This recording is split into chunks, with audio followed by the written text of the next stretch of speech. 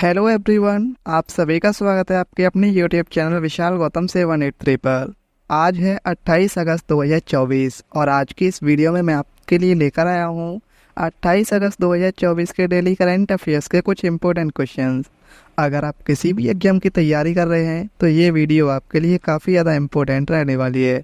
अगर आप इस चैनल पर पहली बार आए हैं तो चैनल को सब्सक्राइब कर लीजिए और साथ ही बेल आइकन को भी ऑल पर प्रेस कर लीजिए, ताकि जब भी मैं कोई नई वीडियो अपलोड करूं तो सबसे पहले आप उस वीडियो को देख पाएँ। और आज की इस वीडियो की पीडीएफ फाइल आपको हमारे टेलीग्राम चैनल पर मिल जाएगी और टेलीग्राम चैनल का लिंक आपको इस वीडियो के डिस्क्रिप्शन में मिल जाएगा, तो आप वहां से इस टेलीग्राम चैनल को ज्वाइन कर सकते हैं। तो चलिए चलते हैं आज के अपने टॉपिक की ओर।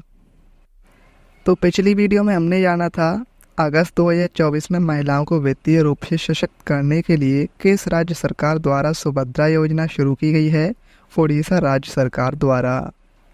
भारत सरकार ने किस देश को भारत स्वास्थ्य सहयोग हित और मैत्री क्यूब्स मोबाइल अस्पताल उपहार में देने की घोषणा की है। यूक्रेन को। अगस्त 2024 में कनाडा की खनन कंपनी लुकारा डायमंड ने 2492 कैरेट का एक विशाल हीरा कहाँ खोजा है। बोत्सवाना में। अगस्त 2024 में प्रारंभिक बाल्यावस्था शिक्षा को बढ़ावा देने के लिए आरंभ कार्यक्रम किस राज्य के द्वारा शुरू किया गया है। पंजाब के द्वारा। अगस्त 2024 में केंद्र सरकार ने एक नई पेंशन योजना यूनिफाइड पेंशन स्कीम की घोषणा की है। इस योजना को किस वर्ष लागू किया जाएगा। सन 2025 में।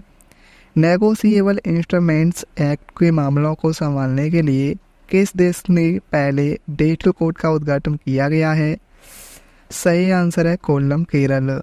वर्ष 2024 में नेटाल इंडियन कांग्रेस की 130वीं वर्षगांठ मनाई गई है। इसकी स्थापना कहाँ हुई थी। सही आंसर है दक्षिण अफ्रीका में।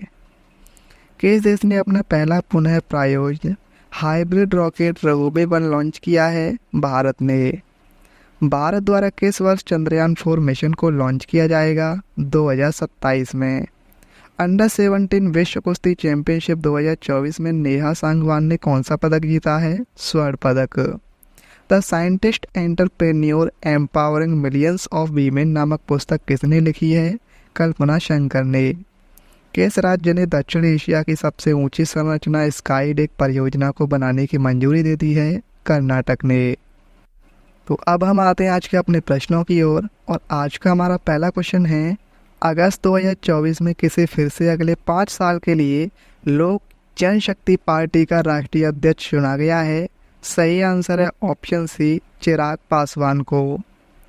केंद्रीय मंत्री चिराग पासवान को अगले 5 साल के लिए लोक जनशक्ति पार्टी का फिर से राष्ट्रीय अध्यक्ष चुना गया है। रांची में आयोजित लोजपा की राष्ट्रीय कार्यकारिणी की बैठक के दौरान सर्वसम्मति से यह निर्णय लिया गया है और चिराग पासवान खाद्य प्रसंस्करण उद्योग मंत्री हैं। नेक्स्ट क्वेश्चन है अगस्त 2024 में प्रधानमंत्री नरेंद्र मोदी यूक्रेन की यात्रा करने वाले पहले भारतीय प्रधानमंत्री बन गए हैं। ये पोलैंड की यात्रा के समाप्ति के बाद किस विशेष ट्रेन से यूक्रेन के दौर पर पहुंचे हैं। सही आंसर है ऑप्शन सी, रेल फोर्स 1। प्रधानमंत्री नरेंद्र मोदी एक विशेष ट्रेन रेल फोर्स 1 से पोलैंड की यात्रा के समाप्ति के बाद संक्षिप्त आधिकारिक दौरे पर यूक्रेन पहुंचे हैं। प्रधानमंत्री नरेंद्र मोदी 21 से 23 अगस्त 2024 तक पोलैंड और यूक्रेन की 2 देशों की यात्रा पर थे। जनवरी 1992 में यूक्रेन के साथ राजनयिक संबंध स्थापित करने के बाद प्रधानमंत्री मोदी की यूक्रेन यात्रा किसी भी भारतीय प्रधानमंत्री की पहली यात्रा है।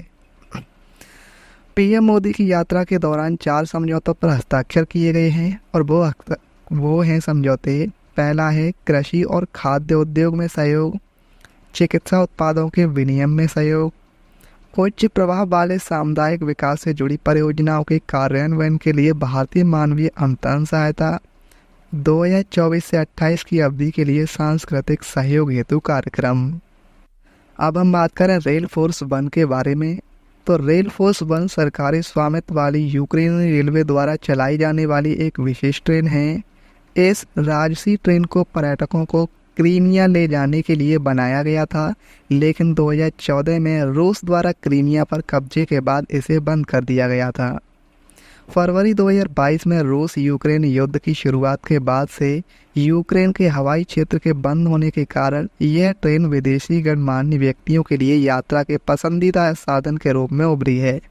और फरवरी 2023 में जो बिडेन की यूक्रेन की यात्रा के बाद ट्रेन का नाम रेल फोर्स 1 रखा गया था। अब हम बात करें यूक्रेन की, तो यूक्रेन जो देश है वो यूरोप महाद्वीप में स्थित है। राजधानी है वहाँ की कीव, मुद्रा है यूक्रेनी रिवन्या और प्रधानमंत्री हैं डेनिश श्यमहल। नेक्स्ट क्वेश्चन है, अगस्त 2024 में गृह मंत्रालय ने केंद्र शासित प्रदेश लद्दाख में कितने नए जिले बनाने का फैसला किया है? तो सही आंसर है इसका ऑप्शन ए 5। प्रधानमंत्री श्री नरेंद्र मोदी के विकसित और समृद्ध लद्दाख के निर्माण के दृष्टिकोण के अनुसरण में गृह मंत्रालय ने केंद्र शासित प्रदेश लद्दाख में 5 नए जिले बनाने का निर्णय लिया है। और 5 नए जिलों का नाम है जांस्कर, द्रास, साम, नुब्रा और चांगथांग। लद्दाख की वर्तमान स्थिति के अगर बारे में बात करें तो लद्दाख में अभी सिर्फ 2 जिले हैं, लेह और कारगिल। दोनों जिलों की अपनी स्वायत्त जिला परिषदें हैं जो उन पर शासन करती हैं। नए जिलों के बनने के बाद लद्दाख में कुल 7 जिले हो जाएंगे।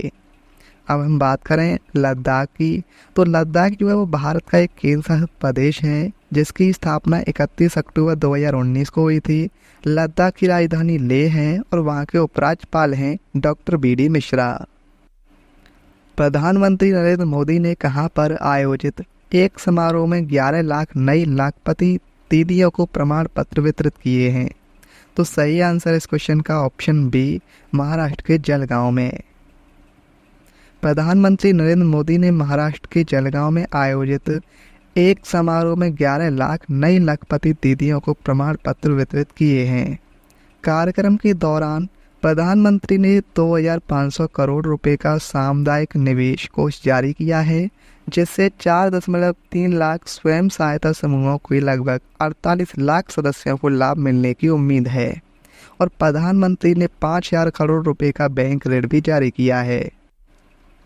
ब्लैक होल फाइंडर ऐप किस देश ने लॉन्च किया है? सही आंसर है ऑप्शन बी, नीदरलैंड ने। खगोलविदों ने ब्लैक होल फाइंडर ऐप बनाया है जो डच ब्लैक होल कंसोर्टियम द्वारा डिजाइन किया गया एक उपकरण है। इस ऐप का मुख्य लक्ष्य लोगों को नए बने ब्लैक होल खोजने में मदद करना है। 8 अलग अलग भाषाओं में उपलब्ध इस ऐप को दुनिया भर के लोगों के लिए सुलभ बनाया गया है। इस ऐप का उपयोग करके उपयोगकर्ता ब्लैक होल की खोज में सक्रिय रूप से भाग ले सकते हैं और महत्वपूर्ण वैज्ञानिक अनुसंधान में योगदान दे सकते हैं। बात करें अब नीदरलैंड देश की, ये यूरोप महाद्वीप में स्थित है। राजधानी है इसकी एम्स्टर्डम, मुद्रा है यूरो और प्रधानमंत्री हैं डिक शूफ। किस देश ने सोशल मीडिया मंच टिकटॉक से प्रतिबंध हटाने की घोषणा की है? इस क्वेश्चन का सही आंसर है ऑप्शन सी, नेपाल। नेपाल सरकार ने लोकप्रिय सोशल मीडिया मंच टिकटॉक पर प्रतिबंध कुछ शर्तों के लिए साथ हटा लिया है। सरकार द्वारा निर्धारित शर्तों का उद्देश्य पर्यटन को बढ़ावा देना, डिजिटल सुरक्षा और साक्षरता को बढ़ावा देना तथा सार्वजनिक शिक्षा को सूचना प्रौद्योगिकी पर आधारित बनाना है। नेपाल सरकार ने सामाजिक सद्भाव को बिगाड़ने के लिए जिम्मेदार ठहराते हुए टिकटॉक पर पिछले साल 12 नवंबर को प्रतिबंध लगा दिया था। बात करें अब नेपाल की, तो ये एशिया महाद्वीप में स्थित है। राजधानी है काठमांडू, मुद्रा वहाँ की नेपाली रुपया, प्रधानमंत्री KP शर्मा ओली और राष्ट्रपति हैं रामचंद्र पौडेल। वर्ष 2024 में कब मदर टेरेसा की 114वीं जयंती मनाई गई है? सही आंसर है ऑप्शन सी, 26 अगस्त को। 26 अगस्त 2024 को मदर टेरेसा की 114वीं जयंती मनाई गई है। 26 अगस्त 1910 को अल्बानिया में जन्मी वह 20वीं सदी की सबसे सम्मानित हस्तियों में से एक हैं जिन्हें मानवता के प्रति उनकी निस्वार्थ सेवा के लिए विश्व स्तर पर पहचाना जाता है। 1950 में मदर टेरेसा ने कोलकाता में मिशनरीज ऑफ चैरिटी की स्थापना की थी जो एक धार्मिक मंडली थी जो सबसे गरीब लोगों की सेवा करने के लिए समर्पित थी। बात करें मदर टेरेसा महत्वपूर्ण पुरस्कारों की सूची की, तो 1979 में उन्हें नोबेल शांति पुरस्कार मिला था, 1980 में भारत रत्न, 85 में प्रेसिडेंशियल मेडल ऑफ फ्रीडम, 1996 में मानद अमेरिकी नागरिकता मिली।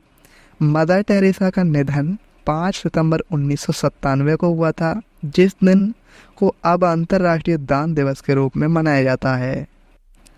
नेक्स्ट क्वेश्चन है, कैबिनेट ने विज्ञान और प्रौद्योगिकी विभाग के तहत एकीकृत विज्ञान धारा योजना के लिए कितने बजट की मंजूरी दी है? सही आंसर है ऑप्शन बी 10,579 करोड़। केंद्रीय मंत्रिमंडल ने विज्ञान और प्रौद्योगिकी विभाग के तहत एकीकृत विज्ञान धारा योजना को मंजूरी दी है, जिसमें भारत के विज्ञान, प्रौद्योगिकी और नवाचार पारिस्थितिकी तंत्र को मजबूत करने और दक्षता बढ़ाने के लिए 3 मौजूदा योजनाओं को विलय किया गया है और 10,579 करोड़ के परिव्यय के साथ विज्ञान धारा का उद्देश्य भारत में विज्ञान, प्रौद्योगिकी और नवाचार पारिस्थितिकी तंत्र को मजबूत करना है। राजस्थान उच्च न्यायालय संग्रहालय का उद्घाटन किसके द्वारा किया गया है? सही आंसर है ऑप्शन बी नरेंद्र मोदी जी के द्वारा। प्रधानमंत्री नरेंद्र मोदी ने राजस्थान के जोधपुर में राजस्थान उच्च न्यायालय के प्लेटिनम जुबली कार्यक्रम के समापन समारोह को संबोधित किया है। प्रधानमंत्री ने राजस्थान उच्च न्यायालय संग्रहालय का भी उद्घाटन किया है। देश में 18,000 से अधिक अदालतों का कंप्यूटरीकरण किया जा चुका है और 26 करोड़ से अधिक अदालती मामलों से संबंधित जानकारी राष्ट्रीय न्यायिक डेटा ग्रिड के माध्यम से एक केंद्रीकृत ऑनलाइन प्लेटफॉर्म पर उपलब्ध कराई गई है और 3,000 से अधिक न्यायालय परिसरों और 1,200 से अधिक जेलों को वीडियो कॉन्फ्रेंसिंग सुविधाओं से जोड़ा गया है। राजस्थान की स्थापना 30 मार्च 1949 को हुई थी।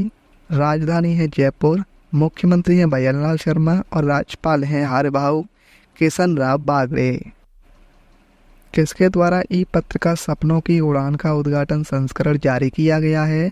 सही आंसर है ऑप्शन बी धर्मेंद्र प्रधान। केंद्रीय शिक्षा मंत्रालय ने ई पत्रिका सपनों की उड़ान का उद्घाटन संस्करण जारी किया है।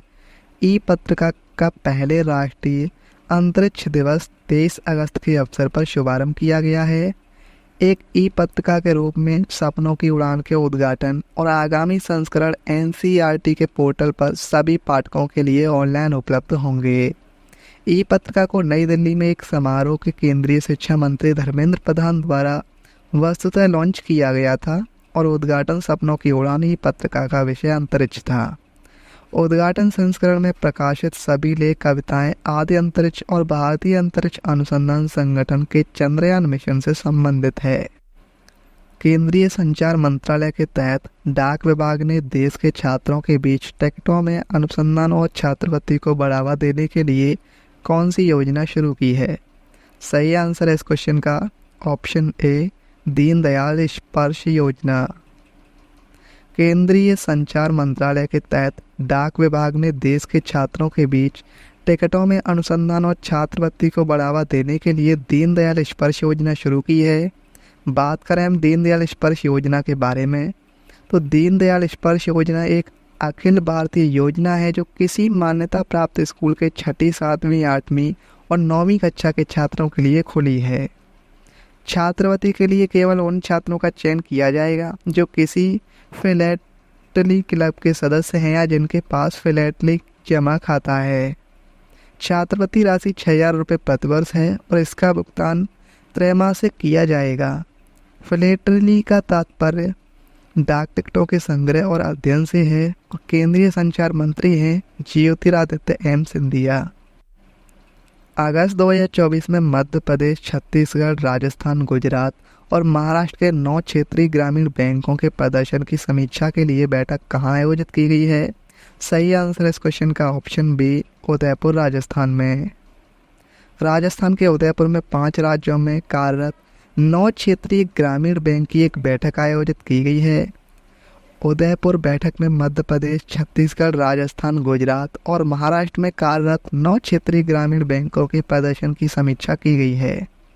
क्षेत्रीय ग्रामीण बैंक के अगर बारे में हम बात करें तो एम नरसिम्हन की अध्यक्षता में ग्रामीण बैंकों पर कार्य समूह की सिफारिश के बाद 1975 में भारत में क्षेत्रीय ग्रामीण बैंकों की स्थापना की गई थी ताकि ग्रामीण क्षेत्रों में लोगों को बैंकिंग सुविधाएं और सस्ता ऋण प्रदान किया जा सके।